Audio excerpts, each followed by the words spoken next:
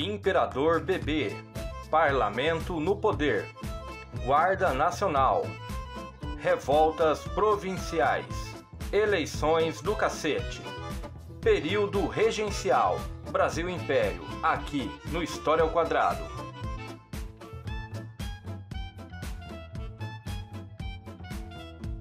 E o papo de hoje é sobre o período regencial, que vai de 1831 a 1840, um período em que o Brasil é um império, porém não tem imperador, porque um abdicou do trono, Dom Pedro, e o Dom Pedro II, seu filho herdeiro do trono, ainda era menor de idade, era uma criança. Então fizemos aqui um regente para vocês colocarem na mente o contexto em que ocorre este período regencial. Nós temos Dom Pedro, o herdeiro do trono, ainda criança, né? Lembrando que quando o Dom Pedro I, aquele que faz a independência, abdica do trono, ele deixa o seu filho menor de idade como herdeiro para manter a unidade do império. Nesse contexto, a gente tem disputas políticas muito acirradas, principalmente entre três grupos políticos do parlamento brasileiro e que vão dar a tônica deste período regencial. É um período, portanto, que vai ter um protagonismo do parlamento. É o parlamento que estará no poder, ou seja, os deputados e senadores é que farão, na verdade, o governo do Brasil durante este período, devido à ausência do poder executivo, que deveria estar na mão de Dom Pedro II, menor de idade. Mas para substituir ou tampar o buraco deste poder executivo, é criado então a regência, que teve inicialmente a regência trina, 3 pessoas escolhidas pelo próprio parlamento para ocupar o espaço do executivo, e depois substituído pela regência una, apenas uma pessoa. Dentro do parlamento nós teremos 3 grupos bem definidos que vai dar a tônica dessas disputas. O primeiro deles, os restauradores. Como o próprio nome diz, eles queriam restaurar, trazer de volta.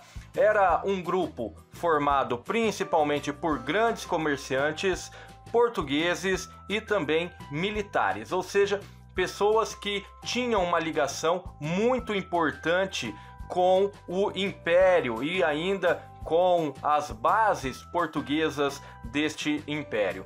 Nós temos ali também essa defesa que eles faziam de um país centralizador, ou seja, um governo central forte. O Brasil deveria permanecer centralizado. Um núcleo de poder de onde se tomariam todas as decisões.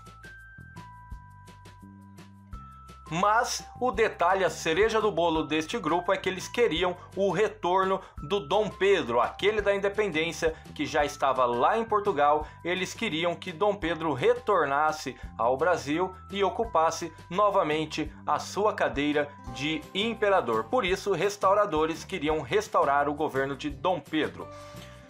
No meio, nós temos os liberais moderados, ou seja, queriam algumas reformas, mas eram bastante moderados, nada muito radical. Então vamos fazer aqui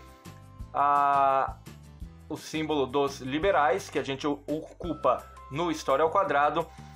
Este grupo era formado principalmente pela aristocracia, ou seja, pessoas que tinham poder em suas regiões, geralmente proprietários de terra, mas que desejavam também o poder político, não só apenas o poder econômico. Então a galera que já tinha poder político e econômico, eles também defendiam a manutenção de um governo centralizador, ou seja, com um núcleo de poder onde se tomariam todas as decisões para o restante da nação brasileira, então a permanência da centralização, mas gostariam que o imperador tivesse poderes limitados, ou seja, que o imperador ele dialogasse mais e tivesse menos autonomia em relação à totalidade das decisões. E por fim nós temos os liberais exaltados, aí sim um pessoal mais progressista e que também defendiam reformas mais amplas na questão econômica e também na questão política. Esses liberais exaltados era formado por um grupo bem mais heterogêneo, justamente por isso que a sua representação também será diferenciada. Então nós teremos profissionais liberais, proprietários de terra, todo tipo de pessoa com engajamento político estava aqui formando este grupo bem heterogêneo. Eles, portanto, eram exaltados porque desejavam mudanças grandes dentro do processo político brasileiro, entre eles a federalização, ou seja, que as decisões deixassem de ser extremamente centralizadas na capital e fosse federalizada, com mais autonomia para as províncias, antigos estados brasileiros, né?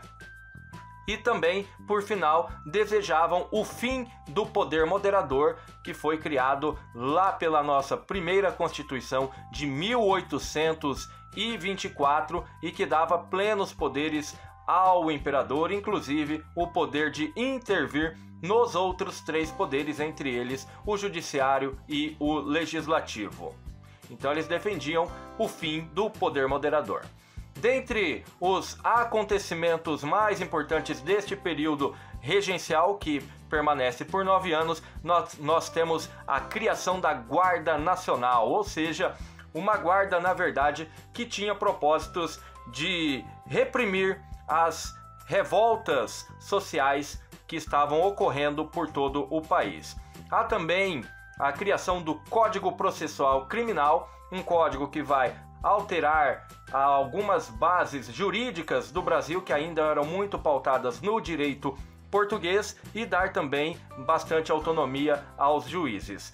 Nós vamos ter também o ato adicional, que é uma alteração na Constituição de 1824 e que vai dar maior autonomia às províncias, inclusive trocando a regência de trina para una e criando as assembleias provinciais. No entanto, haverá uma série de revoltas no Brasil neste período, entre elas a cabanagem no Maranhão, a cabanagem no Grão-Pará, a balaiada no Maranhão, a sabinada na Bahia e a Revolução Farroupilha em 1835, demonstrando a insatisfação de várias regiões brasileiras com essa centralidade política brasileira. E por final, nós teremos a chamada eleição do cacete, uma eleição parlamentar em que os vencedores serão os liberais, grupo de apoio que vai apoiar o golpe da maioridade e que vai finalmente retornar o imperador, a colocar o imperador na cadeira do Império Brasileiro, que será o Dom Pedro II, mas com apenas 14 anos de idade, o que só poderia ocorrer com 18, então golpe da maioridade, dando fim ao período regencial brasileiro e iniciando o segundo reinado, o reinado de Dom Pedro II.